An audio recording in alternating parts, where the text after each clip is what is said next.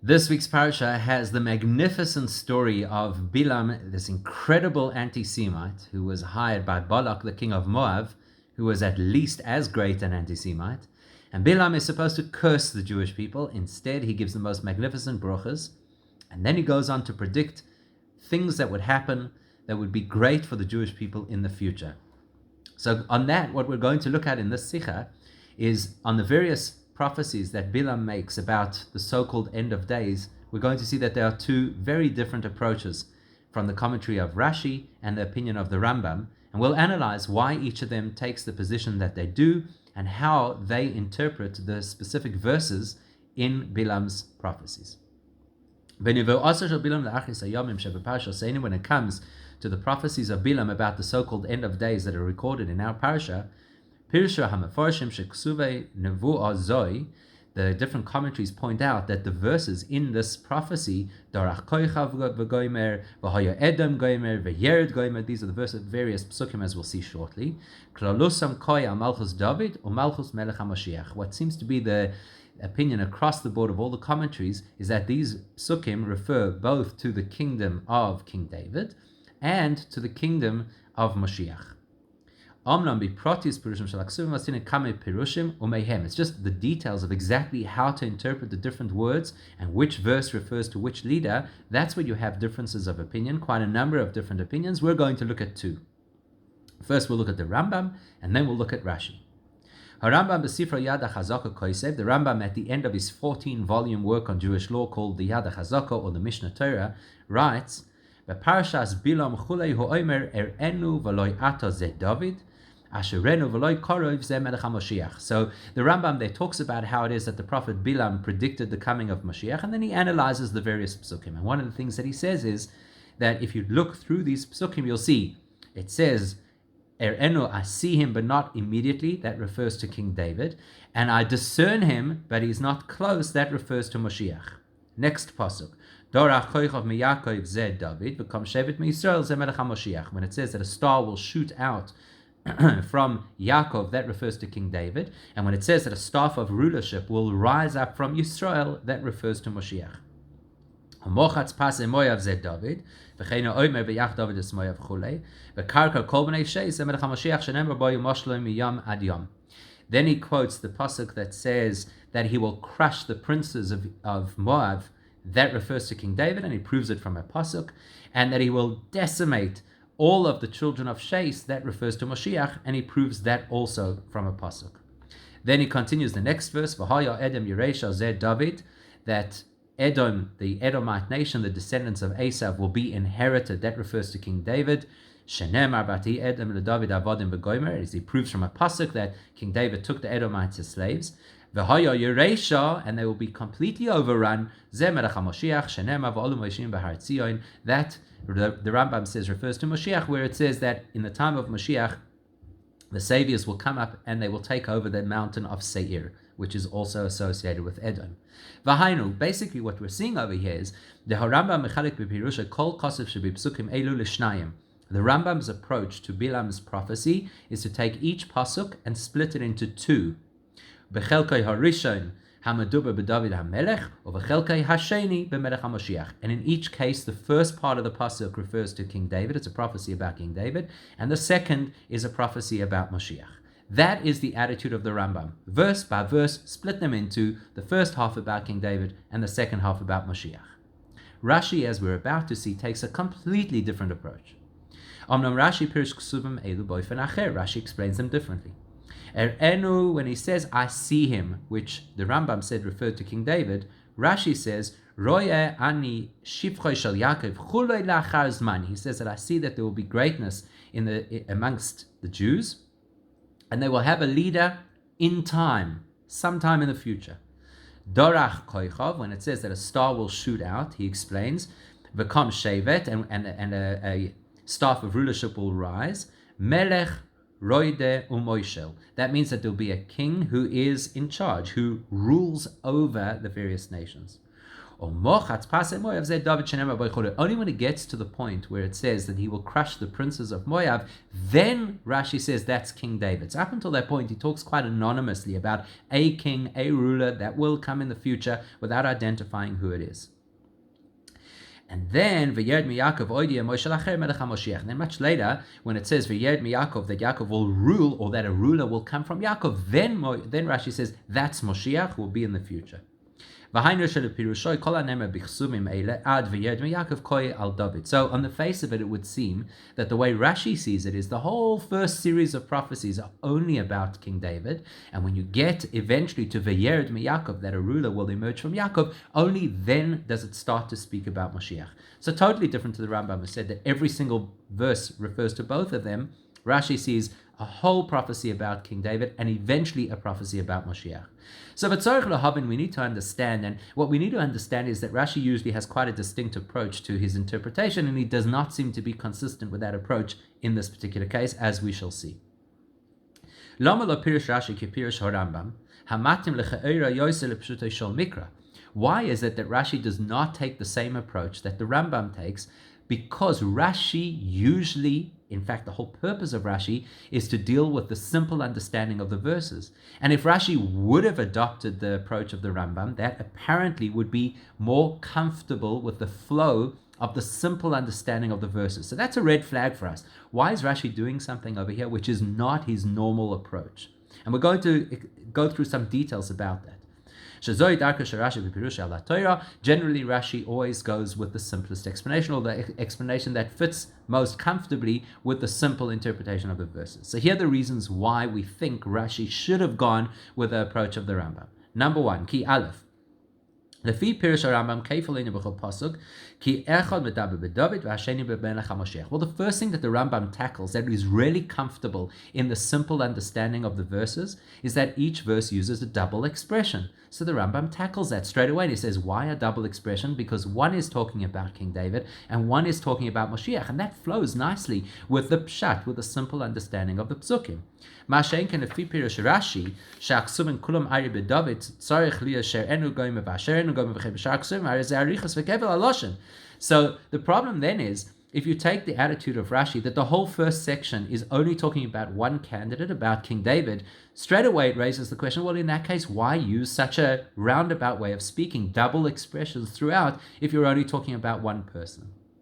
Number two, Pashas HaKosav v'karka kol b'nei sheis, sherashi pirish kol ha'umois, the particular verse that says that he will crush all of the descendants of Sheis, and Rashi says that that means all of the nations. That works very nicely if you take the Rambam's approach, that it's talking about Moshiach, because Moshiach because that's what Moshiach will do. Moshiach will become a world ruler. So that fits. He will crush all of the people of the world. Whereas if you take Rashi's approach, and we're still talking about King David, well, when did this prophecy ever apply to King David? He was never a world ruler. King David was a ruler over the sovereign nation of Israel, and that's it. So that's a problem. In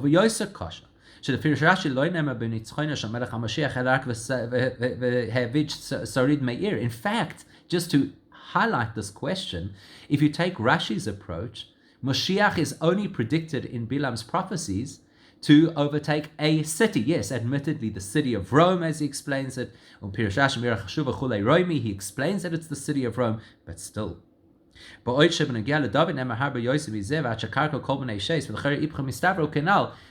Rashi's approach really does not seem to fit any of what we know at the basic level of understanding, because Rashi implies that King David will have a broader rule than Moshiach. King David will karkar kol b'nei sheis, he'll crush the whole world, and Moshiach is only going to overtake the city of Rome. That seems totally roundabout. It shouldn't be that way. It's upside down. Number three, Gam tzarich lahavin. Rashi lo pirish miu dorach koichav v'goyim shezer David ki im rak b'soif ha'inyan u'machas pas hamoyev ze David shemizeh muven da'alav koi koichav. Why does Rashi take an approach where the first two times that he refers to this king, he leaves it anonymous, and he only tells us it's King David later? Why didn't he just say it right from the beginning? We're talking about King David. Number four, This is quite a powerful question, and it would seem to be quite an obvious question. Bilam introduces this entire segment by saying, let me tell you what will happen at the end of days. Well, when you hear that expression, end of days, don't you think that's talking about Moshiach, the end of time? The most simple, again, Rashi takes the pshat attitude, right? So the simplest way to understand end of days is Moshiach. That raises a big question for Rashi, but it also raises a question for the Rambam. The Pirush Rambam,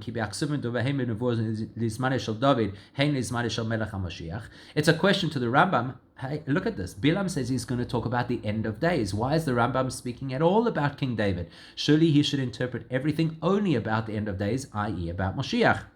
And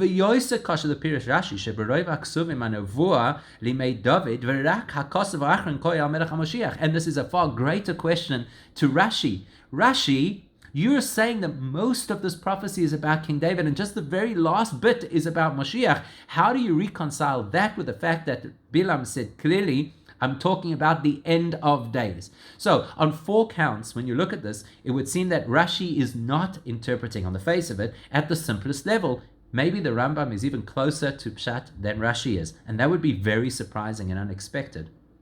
And of course, why even consider that any of this reference is about anything else but Moshiach when he says Achris Hayomim? This refers to the end of days. Before we start to explain that, we're going to look a little further and ask a whole series of questions further. Ala pasuk v'yered mi Yaakov meforish Rashi. When we get to that pasuk, that verse that says a leader will come out from Yaakov, there Rashi says v'oidia Moshe lacher mi Yaakov. He says that there will be another leader, another ruler. Moshe is a ruler, another ruler who will come from Yaakov. But tzarich lahavin, we need to understand. What forces Rashi to suddenly say this will be a new ruler?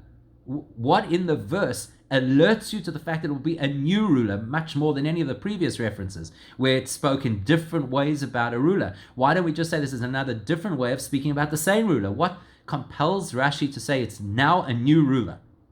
Because the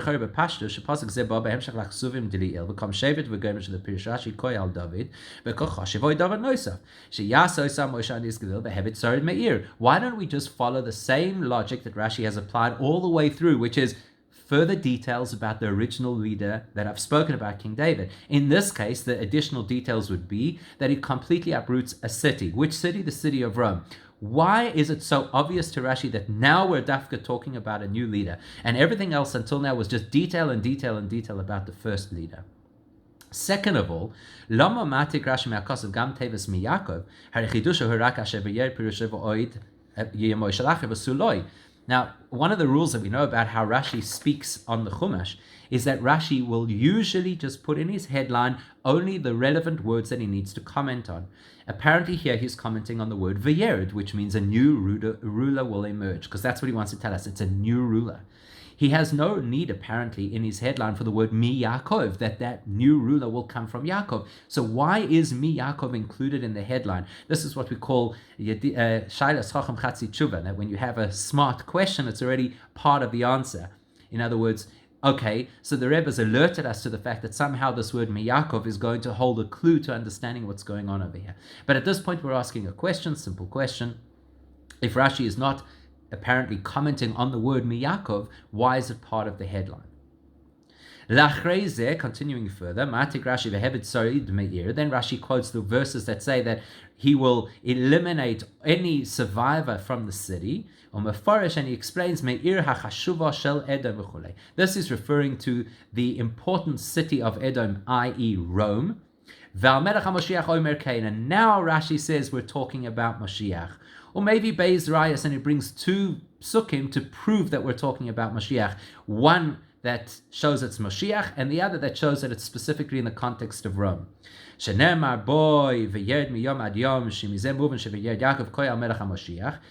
from Tehillim where it says, V'yered, he will rule from ocean to ocean. So that invokes this word V'yered here in the pasuk and tells, V'yered means to rule, not just to rule, but to rule from one end of the world to the other. That tells you it's Moshiach. And for Yaakov, and then he also brings a pasuk, a verse that indicates that there will be no remnants of the house of Esav, which is, of course, talking about the time of Moshiach as well. So 3 things to ask about this. Number 1. 1 second. Surely Rashi should have mentioned the fact that now we're talking about Moshiach a little earlier. Surely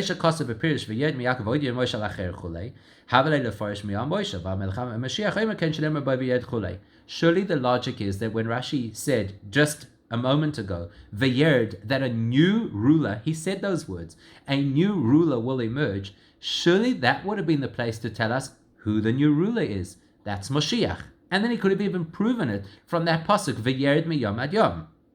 Why does Rashi tell us there will be a new ruler without giving the details, then goes to the next part of the pasuk and starts to speak about eradicating the remnants of Edom, and only then he tells us this is talking about Moshiach? Number 2.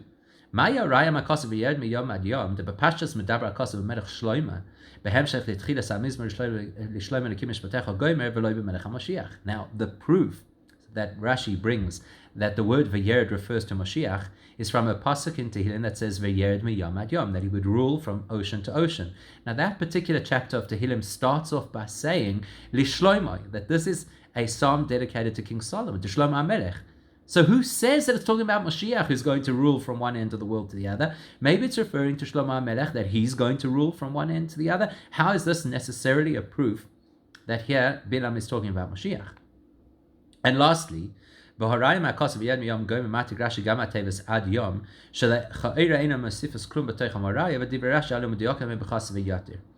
then the last question we have to ask over here is, why is it that Rashi quotes the full verse, V'yed miyom ad yom, that he will rule from ocean to ocean? Rashi doesn't quote full verses just to show you how well he knows Tanakh. In fact, on the contrary, he's very, very careful to use succinct expressions and to keep things as brief as possible.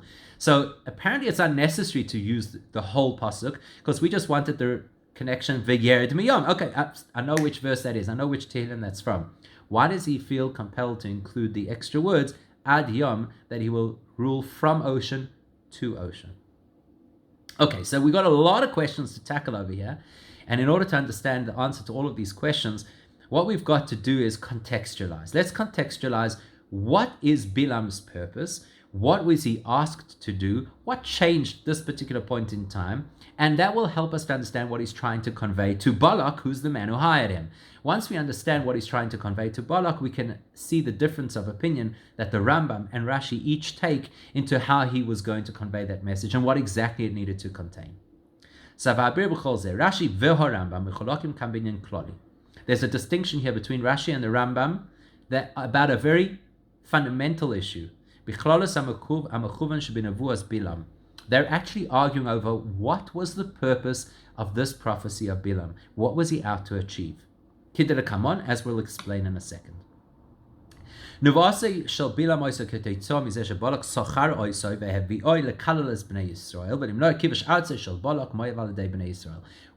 Bilam there in the first place? He was hired by Balak. And Balak hired him for a particular role, which was to curse the Jews. Why? Did Balak care to curse the Jews? Not at all. Balak was afraid. He was afraid that the Jews were going to invade his land and they were going to vanquish him. So Balak wanted Bilam to stop the Jews from attacking him. That's his concern. I don't want those people to invade my land and destroy us.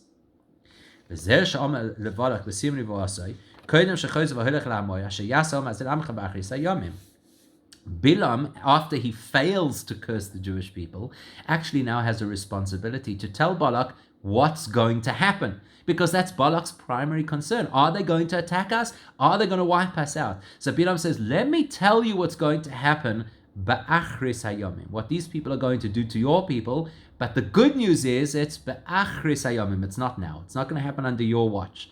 It's not going to happen in your time.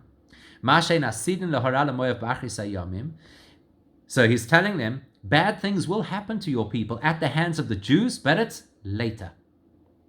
ולכן מובן בפשוטו של מקרא, שאף שקורא לזה אחריס הימים שבפשטוס בפירושה בכל מקום בסוף כל הימים, even though normally אחריס הימים means the end of days, the time of Moshiach, can a simple understanding of the context of the verses here will help us to appreciate that that's not what he's saying over here.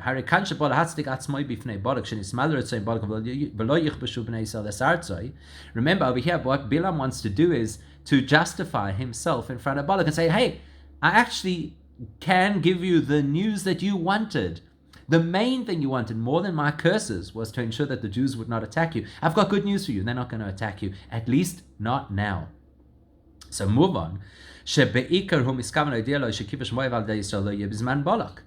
main thing that Bilam is concerned about is to tell Balak, this attack will not happen in your lifetime. A long time down the line, long after you're gone, Balak, you don't have to worry about this. It's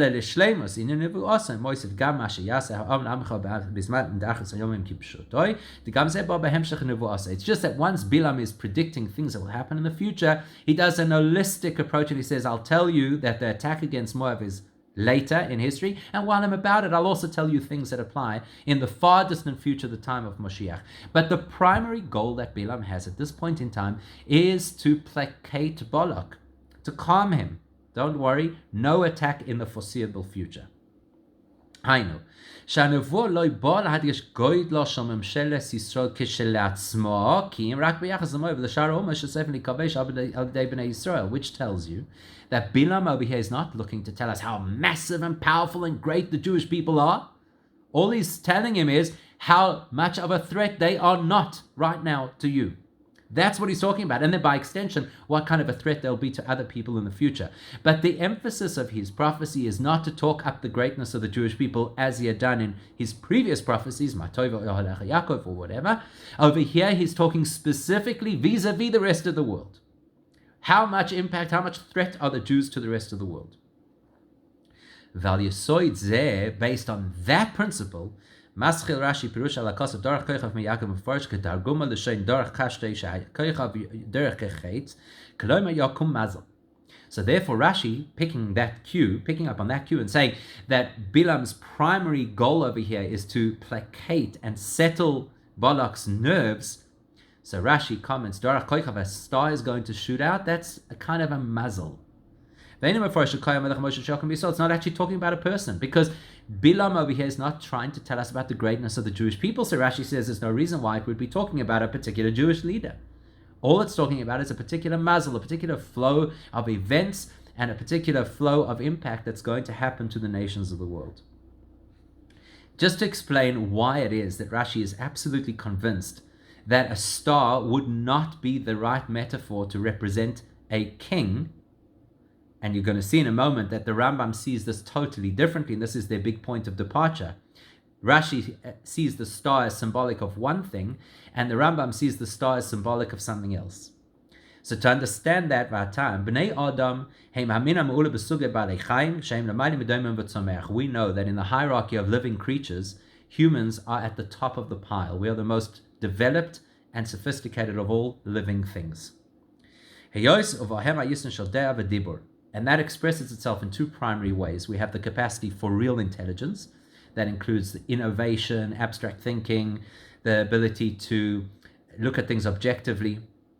And we have the capacity for true communication, not only emergency alerting or familial conversation. We have the ability for true communication. It's for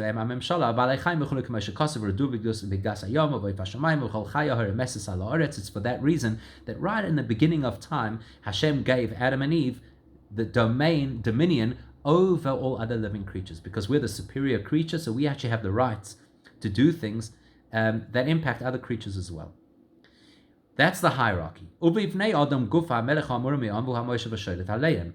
In the human race, there is also a hierarchy, and a king is the individual who sits at the top of the hierarchy. So out of all living creatures, humans are at the top.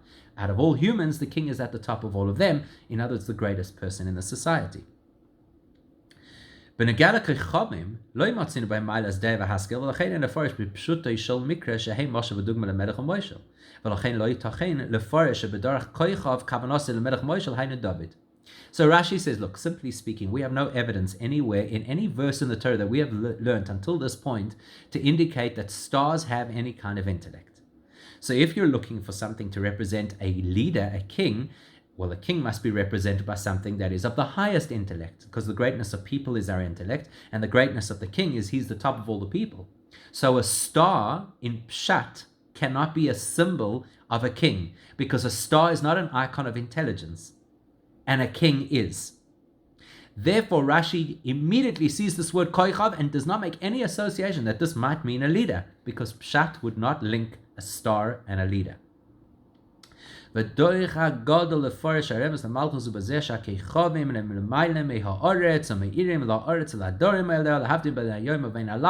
it would be a real stretch to say, well, 1 second, stars are above humans and they give us light, so maybe that represents leadership and represents a king. Maybe you'll even borrow the verse that says right at the beginning of creation how the celestial beings will rule over the day and over the night. Never. If that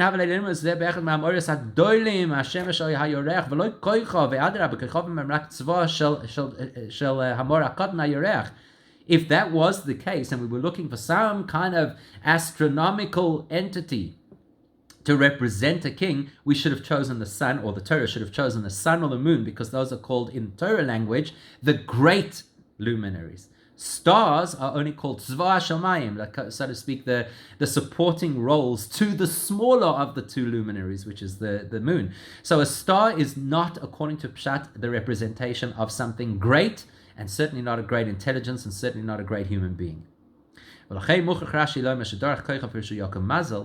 Therefore, Rashi is compelled to say that expression that a star is going to shoot out from Yaakov, that cannot refer to a king. It must refer to some kind of a mazel. And then, and then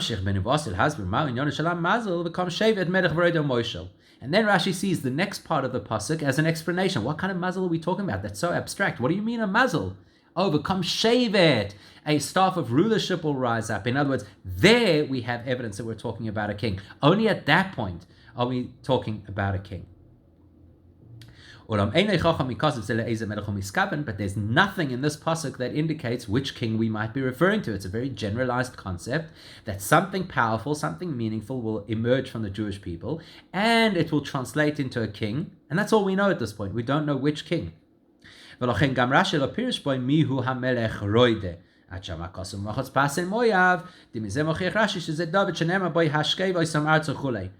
don't know, Rashi says, which king this is until we get to the next reference, where the Torah says he will crush the princes of Moab. Now that we know which king that is, because we have a pasuk that says that King David threw down the leaders of Moab onto the ground.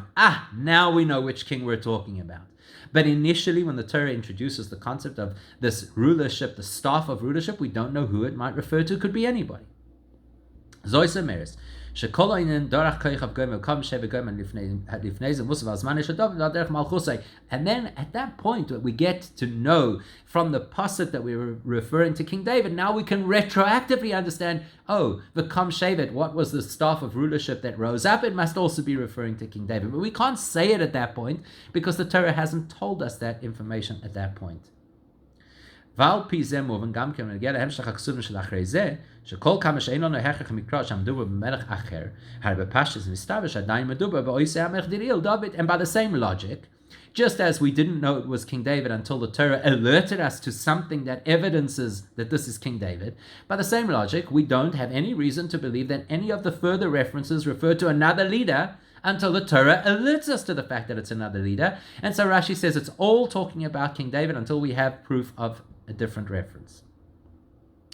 That, by the way, draws our attention to how it is that Rashi translates one of the key words in this prophecy. That's why when Rashi comes to this word v'karkar kol b'nei sheis, unlike most of the other commentaries who say that means to devastate or destroy all of the children of Sheis, he translates it as to bore a hole. Very unusual, by the way, to bore a hole. Because there are two possible explanations of that word vakarkar. Either you could use it as a word of absolute devastation and destruction, like the prophet Yeshaya does, to destroy a wall, or it means to bore a hole, and that's the one Rashi has chosen over here, and it's for a very specific reason. The Pirish Aleph Haine Hiris Vashmoda Legamre. The Pirish Abbas Pirish Rashi Ein Zeheris Shalashmoda Ela Kilkul Shel Nikuvoitzos Davim Makoimai Hanochain. The first interpretation would imply total destruction. The one that Rashi has chosen implies that you bore into a place and remove something from where it belongs and put it somewhere else. When we given Rashi before Shekoy al David, Lochem before Shekarkam the Shon Koire. Because Rashi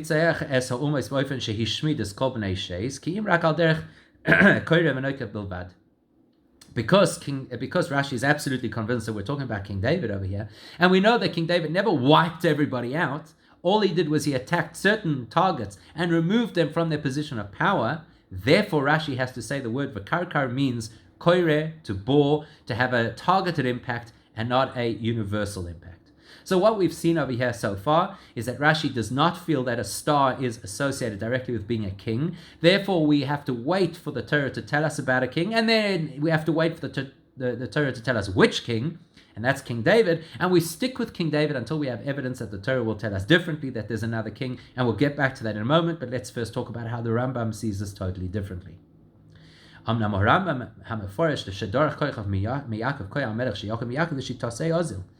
The Rambam, on the other hand, sees the word star as representing a king. And he does that because this is how he sees and understands the concept of a star across the board. Kosav Rambam. The Rambam writes much earlier on in the beginning of his 14 volumes of Jewish law, in Yesodei HaTorah, the laws of the foundations of Torah. He writes there something very interesting. The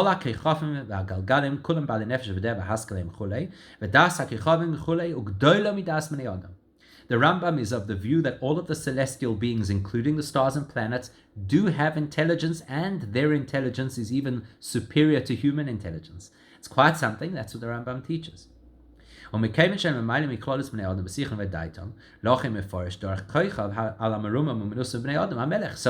Rambam, it's just logical. If a star is always seen as being of superior intelligence to a human being, then if the Torah speaks about a star, it must represent a superior human being, namely a king. So to the Rambam, it's an obvious association. To Rashi, he says, in Pshat, we don't see anywhere in the Torah that it indicates that stars are intelligent, so that can't represent intelligence. According to the Rambam, who's of the view that stars have superior intelligence to humans, so then a star is a perfect way to represent a stellar human being, a king.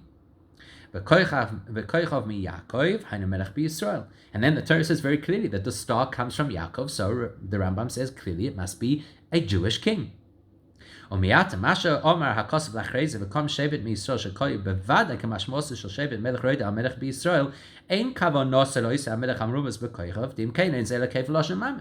So according to the Rambam, it says a star, okay, that's a king. And then in the same pasuk it says a shevet, a staff of rulership, well, that's a king.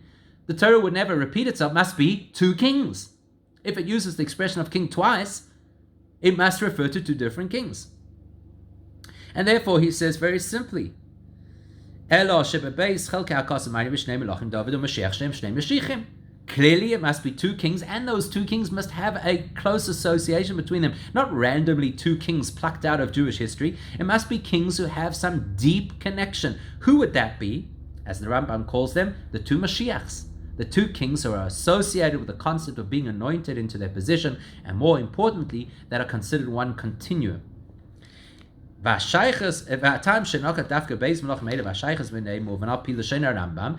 these two kings? What's the connection between them? Well, the Rambam has said that very clearly in his Laws of Kings. He says, Melech HaMoshiach osid lamoid l'achzir malchus beis David leyoshna lememshala harishayna. According to the Rambam, Moshiach's whole job description is to reinstate King David's kingship. Well, that shows you a very deep connection between the two of them.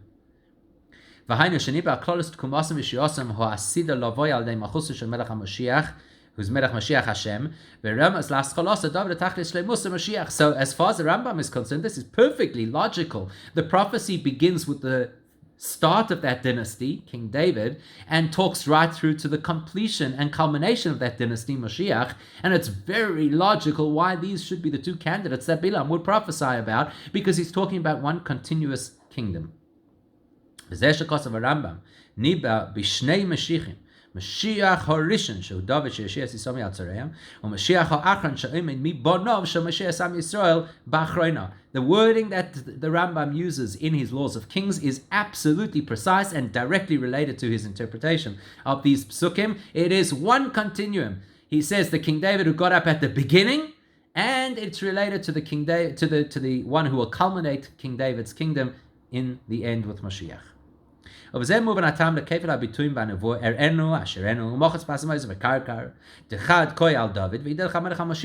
Rambam, it is perfectly logical why the Torah keeps using double expressions, because it is talking consistently about two candidates.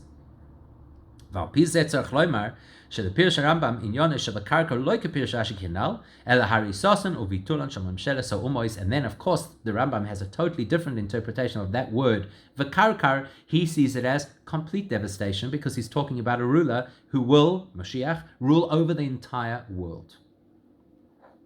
ומעט הצורך לומר, לפי פירש הרמב"ם, שכוונס בילם בנבואו הייס בעיקר לתארס תוקפו גדולתו והסדר של ממשלת בני ישראל. So therefore the Rambam sees this totally differently to Rashi.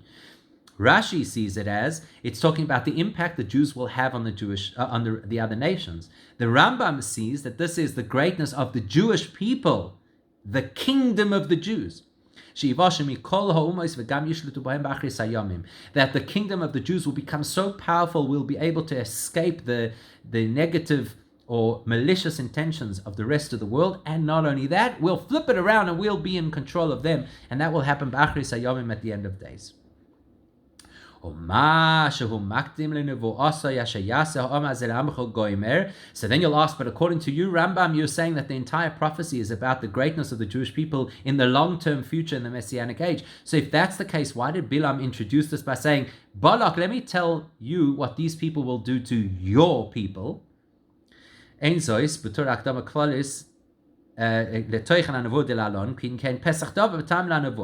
כי דבר זה שבלק מלך מואב רצה לשלול עשיית בני ישראל לעמוי, הוא שהביא לנבא בניצחונים של בני ישראל לעשנם, והיינו מה שיעשו העם הזה לעמך, וכן לכל האומות, אלא שיהיה כל זה באחרית הימים. The Rambam sees that just as like an intro. Look, Balak, you were concerned what these people are going to do to your people, so let me tell you that they're not going to do anything to your people now, but seeing as we're talking about it, let me tell you the prophecies of how dominant and powerful this nation is going to be down the line, and they're actually going to not only impact your people, but they're going to impact everybody. Right now, you're worried about the now. Okay, let me tell you about the now. Don't worry. Okay, we put that aside. Let's talk about the real prophecy. And therefore, the Rambam sees these words, Acharis Hayomim, the end of days, as literal. That the primary focus of Bilam over here is to talk about Acharis Hayomim, the end of days, the time of Moshiach. And the details around the rulership of King David is just because that's the beginning of the process. And therefore, Yeshua Segulas Yisrael Mi'adomus U'Beikam Menagel Izman HaMashiach U'Befrat V'Yered Chulei V'Yered Goymer. And therefore, according to the Rambam, the primary focus of this entire prophecy is what's going to happen with the Jews vis-a-vis the other nations in the time of Moshiach. Now,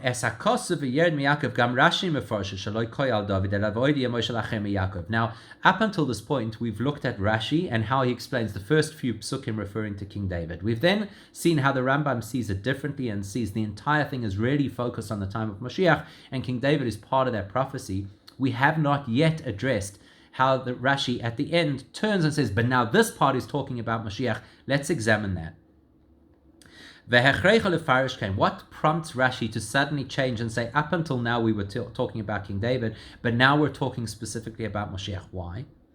The Pirish Rashi Aremes Bakos B'Dil Sheyakom Melech Roida Moshe B'Yisrael David Merumas U'Betevis U'Kam Shevet Mi'Yisrael V'Loi B'Dorach Koichav Mi'Yakov. Remember that right at the beginning, when Rashi saw those words, Dorach koichav mi Yaakov, he said there's nothing inherent in those words that tells me we're talking about a king. Because to him, a star is not a representation of a king. He only drew our attention to a king in the next words. V'kam shevet mi Yisrael. A staff of rulership will rise from Israel. So when it spoke about Yaakov, it was not talking about a king. Even though Yaakov and Yisrael are synonymous, they're both ways to represent the Jewish people. Rashi points out when it said Yaakov, it was not talking about a king. Now that it says Yisrael, now it's talking about a king.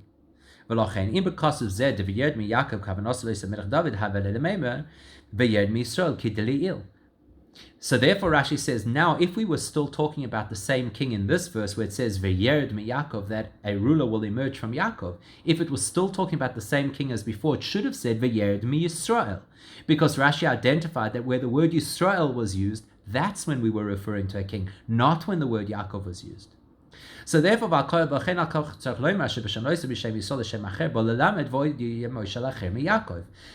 Rashi notices, hey, one second, the Torah is now shifted. It's no longer talking about a ruler from Yisrael, it's talking about a ruler from Yaakov. New reference must mean new leader. So therefore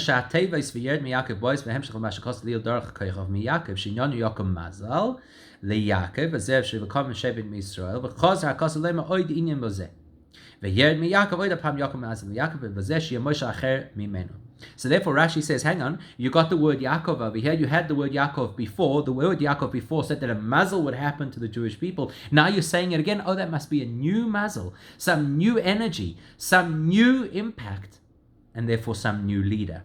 And so at this point, Rashi says we can no longer be talking about King David. The Torah is emphasizing that there's new information that relates to a new personality, and we need to know who that is. Okay,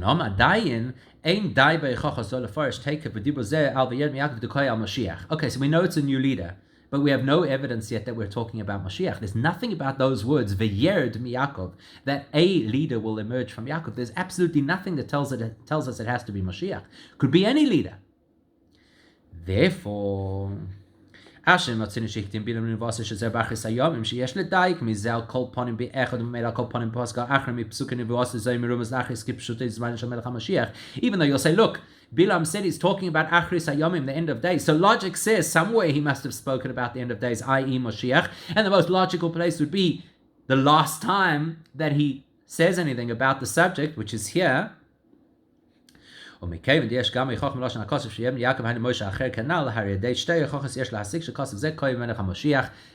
prompts us to understand we're talking about Moshiach. It's talking about a new leader. The Bilam started off by saying he's going to refer to the end of days. Put two and two together, and you understand that this new leader must be Moshiach. And even that's not going to be good enough for Rashi. He's still going to look further. Still Rashi is going to say, I need to find evidence in the wording of the psukim. It's true, we're talking about a new leader. And it's true, Bilam is talking about the end of days. And that seems to indicate that this is a prophecy about Moshiach. But I'd like to solidify that with evidence from the words of these psukim themselves.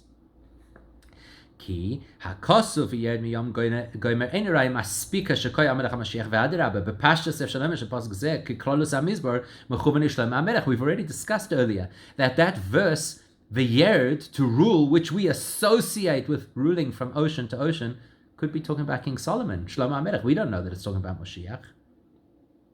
Shedavid ispalel olav sheyuetz lekol inyonim elu. Maybe King David wanted all of these prophecies to happen to his son Shlomo HaMelech. Yes, we know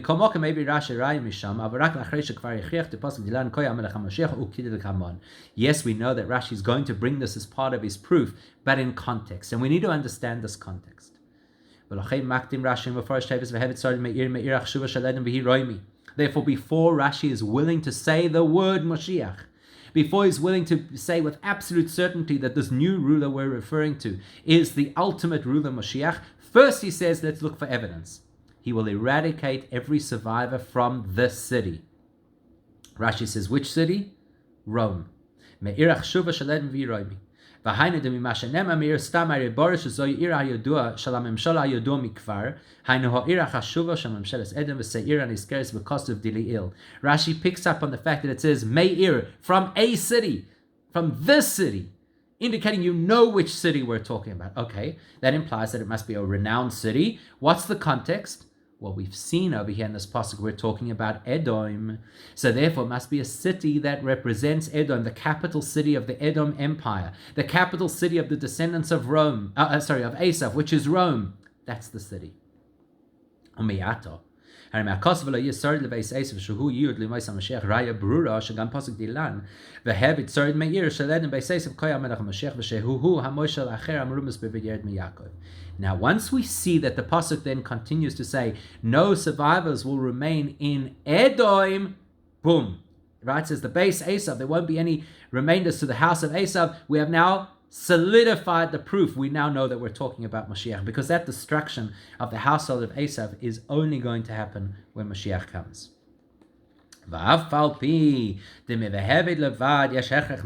Even though that's already a good proof, now, once we see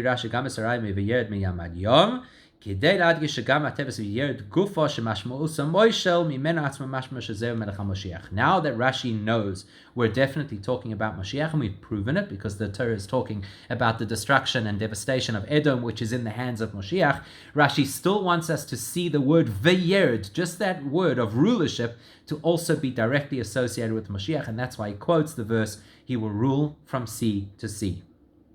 And that's why he quotes the full verse. He says from one sea to the other sea, because only Moshiach will ever have that. When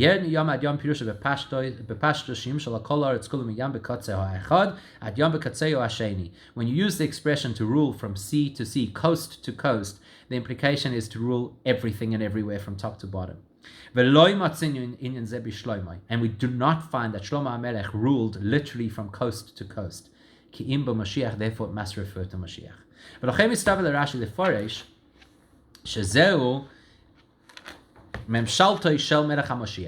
Therefore Rashi is convinced that this prediction, v'yerd, the specific use of the word, which is an uncommon word, and the other time we find that v'yerd is in Tehillim saying from coast to coast, must be referring to Moshiach. When you use the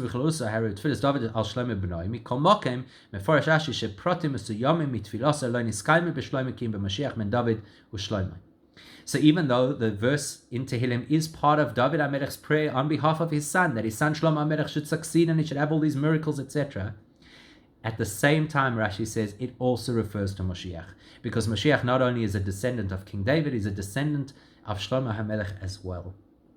Therefore, it's rational that within the blessings that David gave to his son, he's referring to Shlomo too.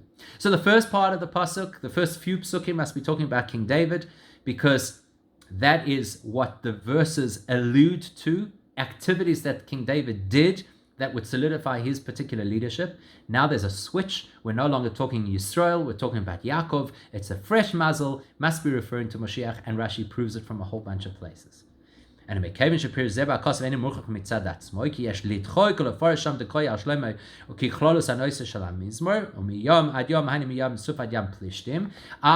might say, okay, I'm still not 100% convinced, because maybe that reference of ruling from coast to coast maybe was referring to Shlomo HaMelech, and maybe it's from the coast of the Red Sea until the coast of the Philistine Sea, and that in fact Shlomo HaMelech did rule. Maybe Rashi Raya Rak Lachrei Shapir Shtevis Vehevit Sorry to Koyal Roy Mishal Dezeh Harimuch the Pasuk Dilan Shakos V'Yed Koyal HaMashiach Kenal Kimi Yesh Rashi Raya the Pirusha Gam Be'Akos V'Tinim to Koyal Melech HaMashiach. Therefore Rashi first explains that we're talking about Vehevit Sorid, the one who will eradicate all survivors from Edom, which obviously is Moshiach. Once we know that we're talking about Moshiach, then we can say that the word V'Yed relates to this word, to this expression V'Yed Miyam Ad Yom, to rule from coast to coast, and that also refers to Moshiach. So what do we see? We see that in this prophecy of Bilam, even though Bilam was a terrible anti-Semite and he hated our guts and he really didn't want the best for us, he had no choice but to prophesy, and specifically he prophesied about Moshiach, although according to Rashi most of his prophecy is about King David, and according to the Rambam half of his prophecy is about King David. Ultimately he prophesizes about Moshiach, and that tells us something really incredible. That tells us that Moshiach is not just about wonderful things happening in our world. It's even people like Bilam who are on the opposite end of the spectrum of holiness, at the antithesis of everything Jewish, even they will come around and acknowledge the greatness and the beauty of Moshiach as Bilam did. Please God, we should be able to see the coming of Moshiach immediately.